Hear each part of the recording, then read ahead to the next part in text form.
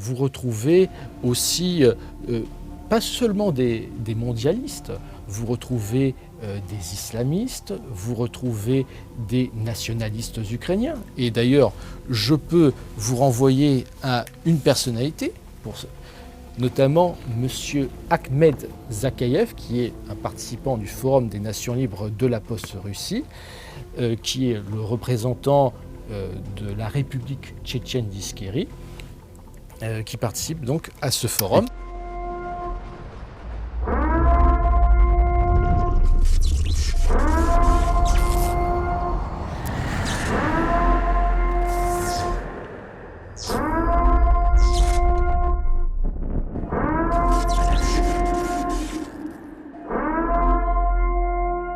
Bonjour Nicolas Taki.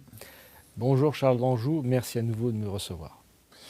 Alors avant de démarrer, je précise à nos auditeurs qu'ils regardent le podcast Zone Rouge en version courte diffusée sur cette chaîne YouTube et qu'ils peuvent retrouver la version longue, intégrale, non censurée sur notre application qu'ils peuvent télécharger dès maintenant via notre site internet omertamedia.fr et évidemment via l'Apple Store et Google Play. Je leur rappelle aussi de bien s'abonner à tous nos réseaux sociaux, de s'abonner à cette chaîne YouTube, d'activer la cloche qui leur permettra de recevoir les notifications et de s'abonner évidemment à notre compte Instagram, notre compte TikTok, notre compte Facebook et notre compte Twitter X. Nicolas Taki, on vous reçoit pour la deuxième fois sur cette chaîne YouTube. Je rappelle ou j'informe nos auditeurs que vous êtes non seulement analyste géopolitique, mais que vous êtes aussi membre du cercle Aristote et essayiste. Vous avez écrit récemment un livre qui s'intitule « Le projet atlantiste de démantèlement de la Russie » aux éditions Erol. C'est un ouvrage excellent qui permet de comprendre bien une partie des problématiques de la géopolitique et des relations internationales actuelles, notamment l'actualité liée à la Russie, mais aussi à l'Ukraine, à l'Union européenne, et on va le voir aussi dans cet entretien, à l'Asie centrale. Je recommande cet ouvrage à nos auditeurs. C'est un ouvrage consistant, mais pour ceux qui veulent creuser ces questions passionnantes, il est tout à fait fondamental et je dirais même incontournable. Pour préparer cet entretien, vous m'avez transmis un certain nombre de papiers et de notes. J'en ai retenu une pour démarrer cette émission que je vais vous faire donc commenter. Je la cite à nos auditeurs. Il s'agit d'une publication du 15 décembre 2025 d'un monsieur qui s'appelle Günther Fehlinger, qui est autrichien. Je cite « J'appelle l'Union européenne à des déportations massives de tous les poutinistes. Envoyer tous ceux qui aiment Poutine en Russie. Annuler leurs visas, révoquer leur permis de séjour, retirer leur nationalité, ordonner leur déportation. Mettez-les dans des wagons à bestiaux vers l'Est, aucune pitié, aucune clémence, des mesures dures contre les traîtres, maintenant. » Est-ce que vous pourriez, pour nos auditeurs, resituer cette déclaration de ce monsieur Fehlinger et peut-être expliquer en quoi ce n'est pas une déclaration isolée, mais en quoi elle s'inscrit dans un réseau et dans un projet plus vaste qui, je dirais, là touche à l'extrémité de ce qu'on peut faire en termes de russophobie. Alors, cette publication vient en effet d'un tweet de cet homme, M. Günther Fehlinger, qui est un participant autrichien du Forum des Nations libres de la post-Russie, c'est-à-dire la structure sur laquelle j'ai enquêté, et qui souhaite justement le démembrement de la Fédération de Russie. Donc ce forum qui a été créé en mai 2022 et qui se réunit dans diverses capitales européennes. Et cela traduit une forme à la fois de fanatisme et de panique, car ils espéraient que ce projet de démembrement de la Russie arriverait avec la combinaison des sanctions économiques, mais aussi avec toutes les armes envoyées sur le front, et notamment aussi de l'avoir éjecté de SWIFT.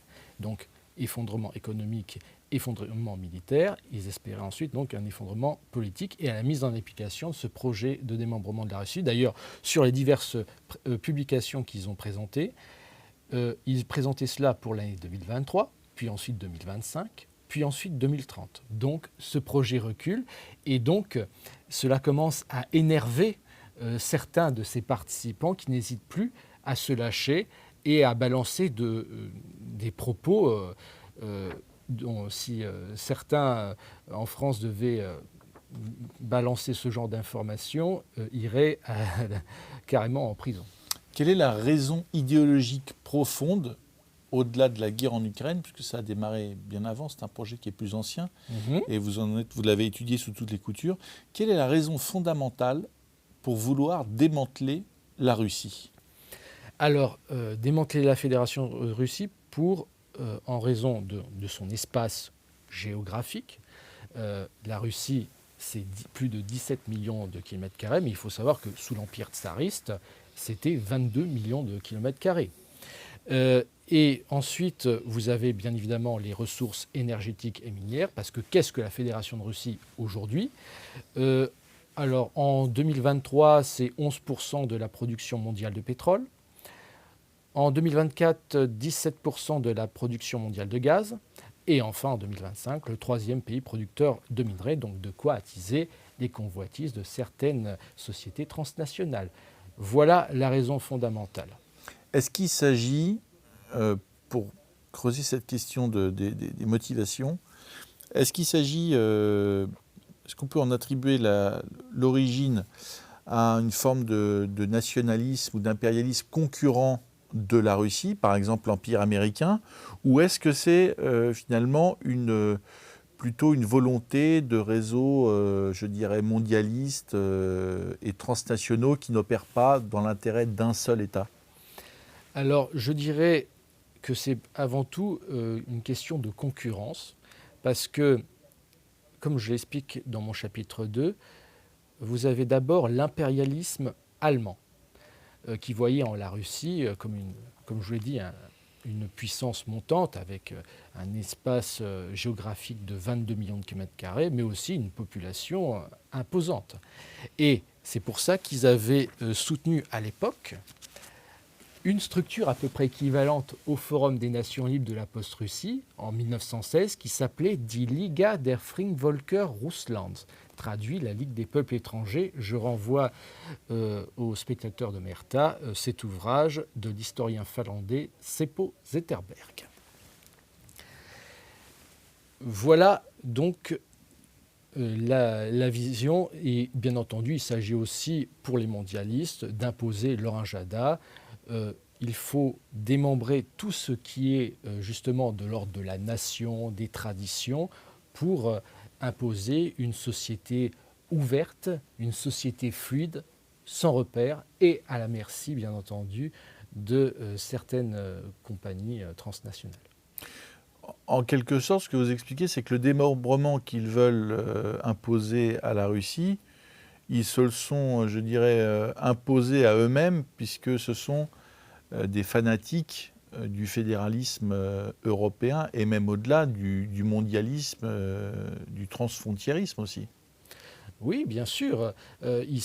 D'ailleurs, comme je l'explique, parmi les participants, vous retrouvez par exemple Madame Opko, Anna Opko, qui est une Ukrainienne et qui est Young Leader du World Economic Forum.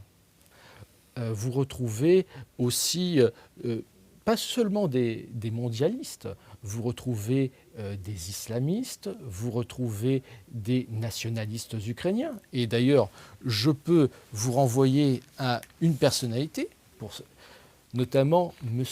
Akhmed Zakayev, qui est un participant du Forum des Nations Libres de la Post-Russie, qui est le représentant de la République tchétchène d'Ichkérie, qui participe donc à ce forum. Et qui est un ancien combattant djihadiste. Ancien combattant djihadiste. Et d'ailleurs, il faut savoir que ce monsieur Akhmed Zakayev a aussi un bataillon qui s'appelle le bataillon spécial séparé du ministère de la Défense de la République tchétchène d'Ichkérie, qui s'appelle OBON, et dont le commandant est Abdul Hakim al-Shishani. Et ce Abdul Hakim al-Shishani est fiché comme extrémiste par le Counter-Extremist Project, qui est une ONG qui travaille avec le département d'État américain. Et vous le retrouvez aux côtés de M. Zelensky, un terroriste aux côtés du président de l'Ukraine. Donc ça, c'est les islamistes, mais aussi il y a d'autres personnalités, dont M. Oleh Medunitsa, qui est le président de l'Organisation des nationalistes ukrainiens, l'UN bandériste, héritier donc de Stepan Bandera, et qui a participé à ce forum également, et notamment le forum qui s'est déroulé aux États-Unis, et vous le voyez aux côtés de M. Peter Mattis, qui est le président de la Gemstone Foundation, qui est l'un des sponsors de ce forum. Est-ce que vous diriez que l'arrivée de Donald Trump a quelque peu perturbé cette dynamique de volonté de démantèlement de la Russie? Est-ce que ça a perturbé certains réseaux? Est-ce que ça a affaibli ces réseaux? Peut-être on a vu que Donald Trump avait coupé les crédits, les subsides déversés à torrent à l'USAID. Qu'est-ce qu'il en est aujourd'hui, après 1 an et demi de mandature de Donald Trump, de tous ces réseaux? Alors bien entendu, l'arrivée de Donald Trump a rabattu les cartes en matière de financement, puisqu'il a coupé les finances de l'USAID. Or, bien évidemment, l'USAID a contribué au financement de ce projet de démembrement de la Russie et aussi les finances de Voice of America et de RFERL qui faisait justement la promotion de ce forum des nations libres de la post-Russie. Donc, mais le problème, c'est que ce projet continue, mais il y a des sources plus privées. Et notamment, par exemple, parmi les soutiens, vous avez le Hudson Institute, qui est dirigé par John P. Walters, et le Hudson Institute est financé par toute une série d'entreprises américaines privées, Lockheed Martin, Meta, Google, etc. Donc ce projet continue, et sans compter qu'il y a toujours les relais en Europe, bien évidemment. Et notamment en Pologne, parce que le forum s'est aussi réuni également en Pologne, et notamment à Gdańsk, en Pologne, et avec l'appui du groupe conservateur et réformiste européen. Et pourquoi? Parce que vous avez parmi les soutiens Madame Anna Fotyka, qui est l'ancienne ministre des Affaires étrangères polonaise, membre du PiS, le parti Droit et Justice, donc rattaché au groupe ECR. D'ailleurs, le groupe ECR a fait la promotion de ce forum sur leur site internet et les réseaux sociaux. Qu'en est-il d'Ursula von der Leyen? Tous ces groupes, est-ce que cela constitue un lobby parmi tant d'autres au sein des institutions européennes, ou est-ce qu'il y a des liens avec vraiment les têtes dirigeantes, Kaja Kallas, la commissaire européenne aux affaires étrangères, mais aussi évidemment Ursula von der Leyen? Alors pas directement, c'est plutôt sous forme de lobby. Vous avez par exemple la Free Russia Foundation qui est inscrite en tant que lobby au Parlement européen, et dans cette Free Russia Foundation, vous retrouvez plusieurs membres du Forum des Nations libres de la post-Russie. Par exemple, vous avez Madame Ina Kuryshkina, d'origine géorgienne, qui est la représentante tchèque de cette Free Russia Foundation. Vous avez aussi Monsieur Ilya Ponomarev, ancien cadre de la compagnie pétrolière Yukos, et qui appuie ce projet de démembrement de la Russie. D'ailleurs, Monsieur Ponomarev n'est pas seulement membre de cette Free Russia Foundation.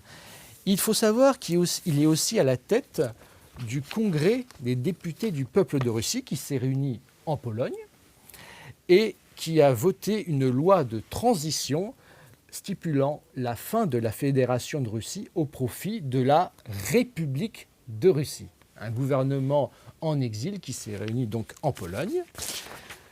Et ce Ilya Ponomarev, vous le voyez à côté donc de Maximilian Andronikov, qui est le commandant de la Légion de la Russie libre.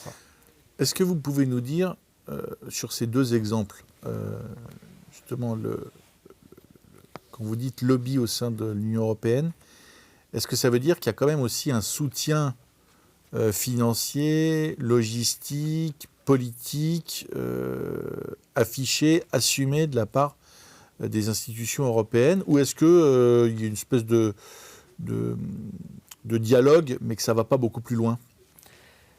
C'est, on va dire, un soutien plutôt indirect concernant les institutions européennes.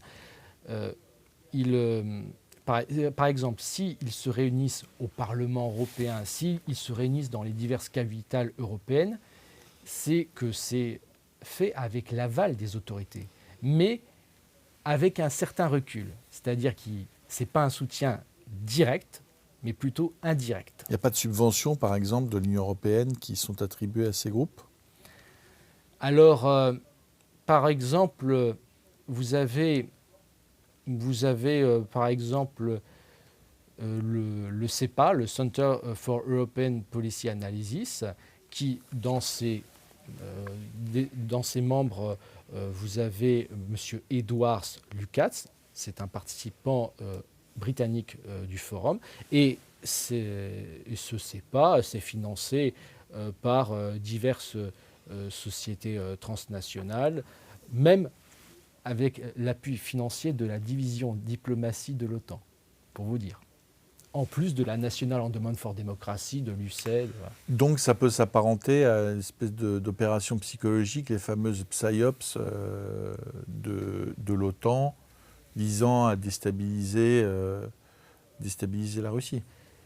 En fait, ça sert avant tout, en effet, à, disons, orienter la communication, développer les fameux éléments de langage.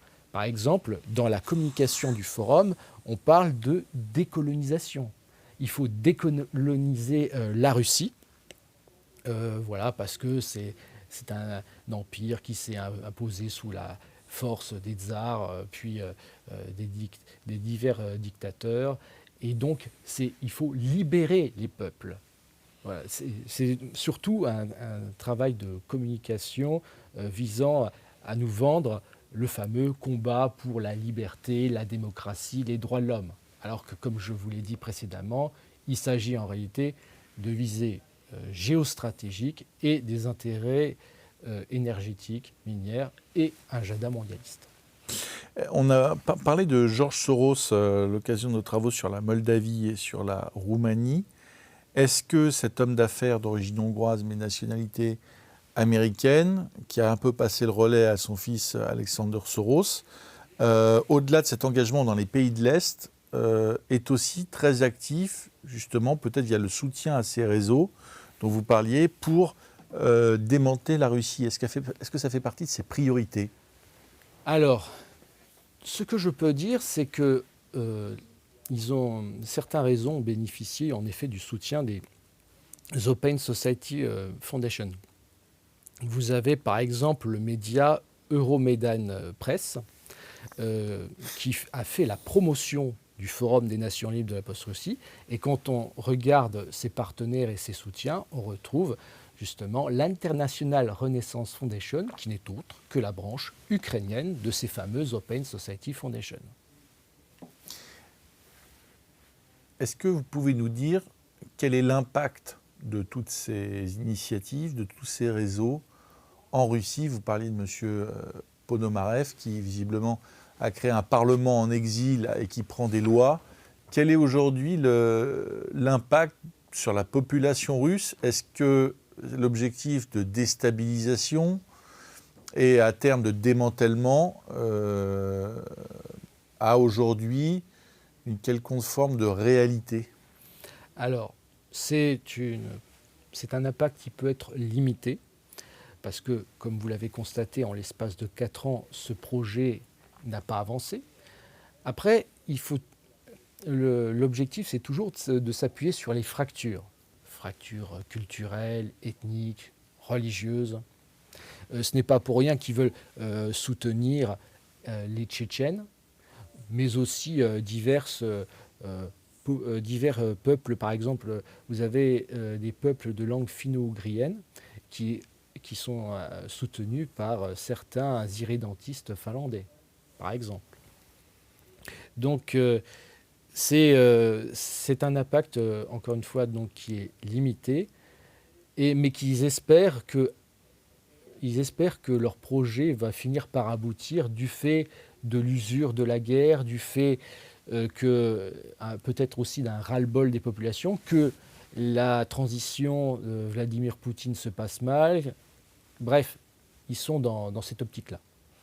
Vous disiez que l'évolution de la guerre en Ukraine a douché leurs espoirs. Est-ce que vous pourriez nous expliquer peut-être aussi dans quelle mesure, lorsque la guerre est déclenchée par Vladimir Poutine, dans quelle mesure justement il considère peut-être ça comme une étape décisive qui va renverser la Fédération de Russie?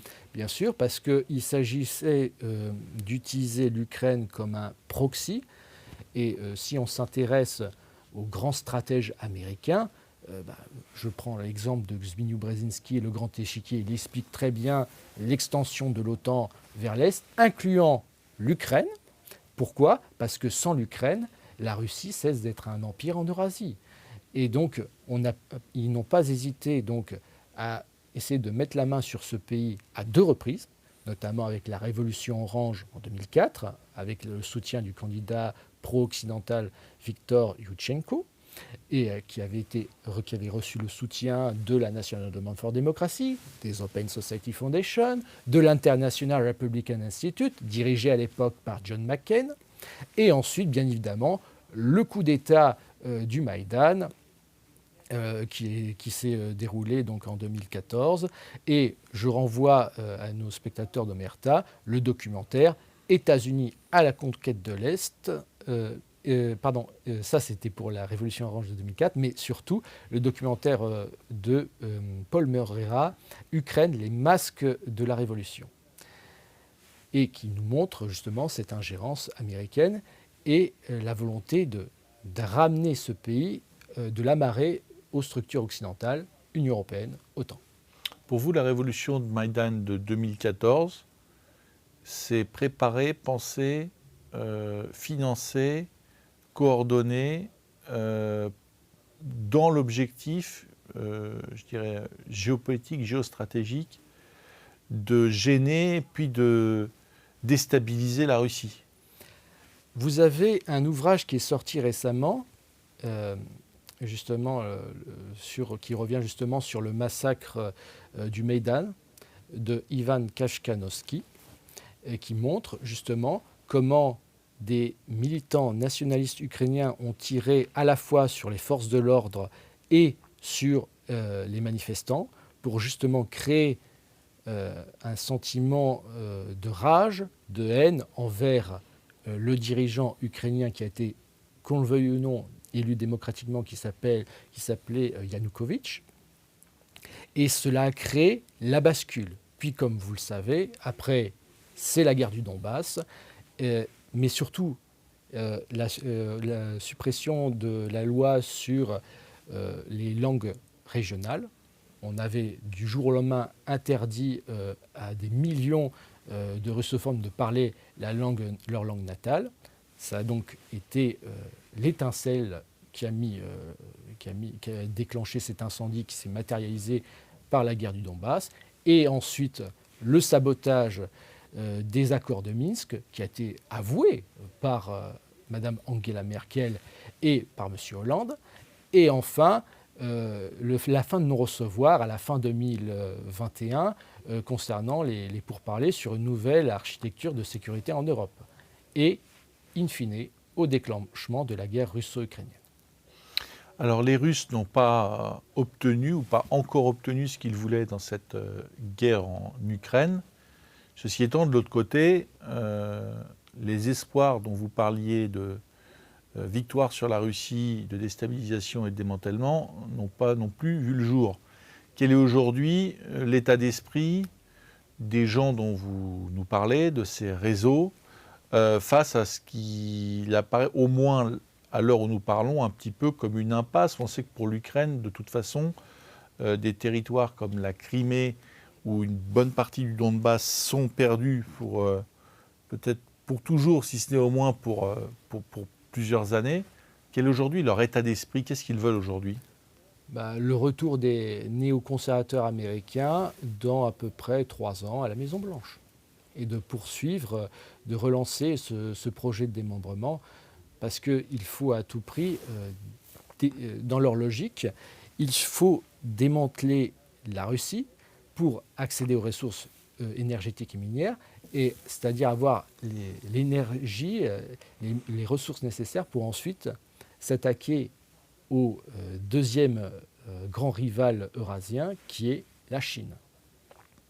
Donc ça veut dire qu'ils souhaitent la poursuite de cette guerre en Ukraine, en fait. Elle leur est utile quelque part. Bien sûr, ils savent très bien que si jamais ils ne mettent pas la main sur ces ressources énergétiques et minières, ils ne pourront plus maintenir leur domination mondiale à long terme. Parce que, comme le disait très bien Jacques Sapir, qu'est-ce que l'économie si ce n'est de l'énergie transformée? Pas d'énergie, pas d'économie. Vous ne pouvez pas faire tourner donc votre industrie de l'armement, et donc votre domination mondiale est vouée à se rétrécir et à perdre en domination, enfin perdre en influence. Et à la fin, c'est la fin de la destinée manifeste. Et cela, ils ne peuvent pas se permettre. Alors ce qui est intéressant aussi dans votre livre et dans vos travaux, c'est que vous vous intéressez et vous expliquez aussi, vous analysez la situation, je dirais, du proche étranger russe. Et on va commencer par un pays qui fait l'actualité depuis 3 mois, c'est l'Iran. Alors l'Iran est aussi une cible de ces mêmes réseaux. Est-ce que vous pourriez nous expliquer pourquoi? Pourquoi? Parce que ça fait partie de la stratégie, encore une fois, des néoconservateurs américains de vouloir recomposer les frontières du Proche-Orient sur les critères ethnico-religieux. Et pour cela, ils ont sorti une publication qui aujourd'hui date un peu, qui était en juin 2006. Donc je présente la carte d'un Moyen-Orient redécoupé sur les critères ethnico-religieux. C'était publié dans la revue Armed Force Journal par le lieutenant-colonel Ralph Peters. Ça correspondait aux vieux principes d'Isée pour Murinier, mais aussi donc pour accéder aux ressources énergétiques et minières. Et le fait est que notre cher Günther Fehlinger a présenté donc cette fameuse carte d'un post-Iran. C'est dans la continuité géopolitique. En fait, on ne fait que recycler des concepts qui ont été déjà théorisés il y a de cela 20 ans. Il faut contrôler le Proche-Orient, contrôler les ressources énergétiques et minières, s'appuyer encore une fois sur les fractures culturelles, ethniques et religieuses. Ça correspond au même schéma pour la Russie. Justement, dans cette guerre en Iran, on a le sentiment que ces réseaux néoconservateurs ont réussi à convaincre Donald Trump d'intervenir là où ils ont échoué en Ukraine. Comment vous pouvez expliquer que ça a échoué en Ukraine et ça fonctionne sur l'Iran? Parce que c'est le poids des lobbies qui l'a emporté.